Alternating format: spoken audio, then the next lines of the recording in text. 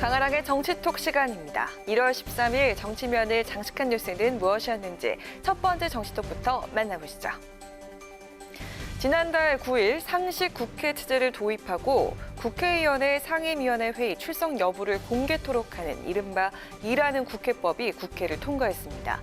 이에 각 상임위원장은 소속 의원들의 출석 여부를 회의 다음 날까지 인터넷 홈페이지에 공개토록 했는데요.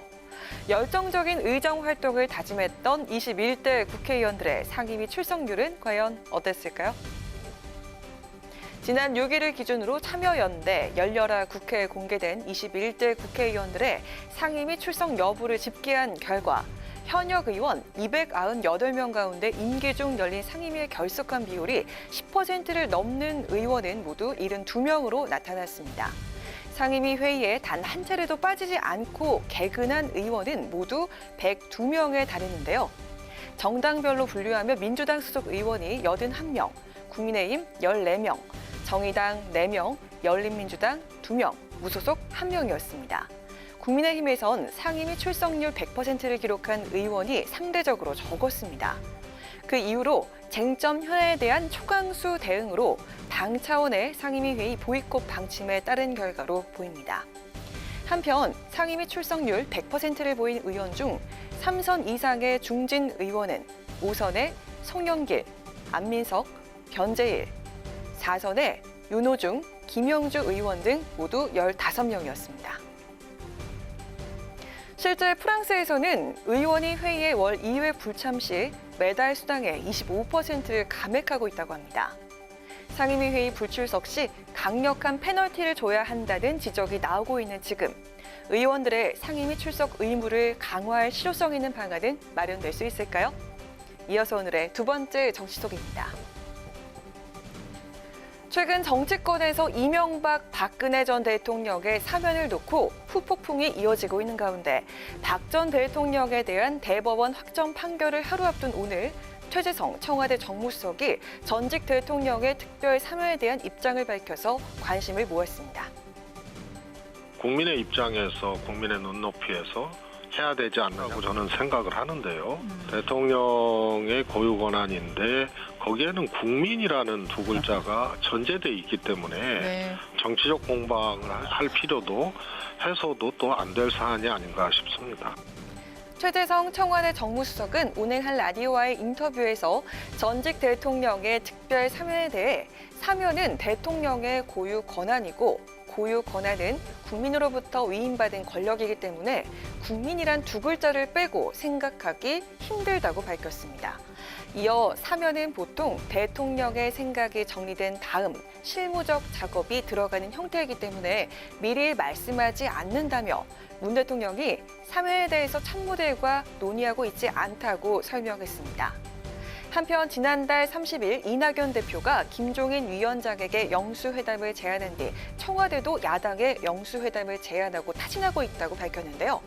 영수회담 시기에 대해선 빠르면 빠를수록 좋다. 국민의힘 의사에 따라서 바로 이뤄질 수 있다고 전했습니다. 국민의힘 역시 영수회담 개최 긍정적인 입장으로 청와대가 공식 제안을 해오면 협의에 착수하겠다는 입장을 밝혔습니다. 코로나19 3차 대유행으로 국민 모두가 고통을 받고 있는 만큼 대통령과 여야 정치 지도자들은 열린 자세로 머리를 맞대서 코로나 사태 대책을 논의하고 희망의 메시지를 제시하는 등 민생을 보듬는 데 최선을 다해야겠습니다.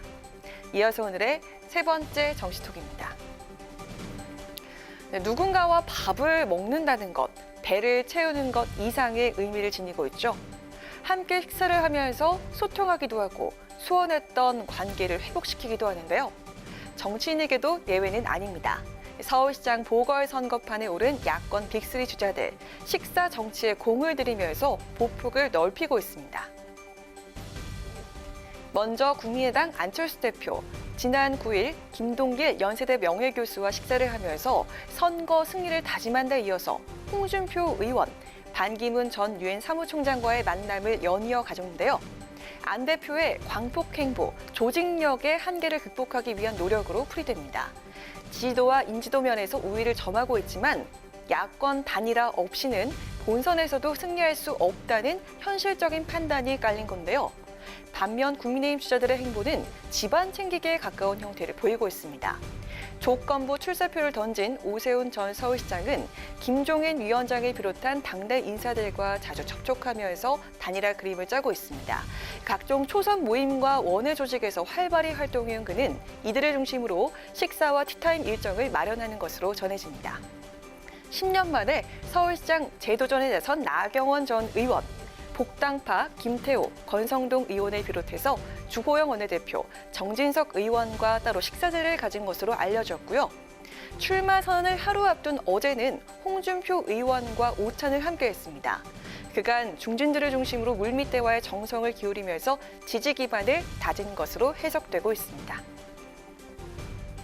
유력 인사들과의 회동, 내부적으로 지지 기반을 넓히고 밖으로는 새 과시 효과로 정치적 무게감을 높이려는 행보로 볼 수 있습니다.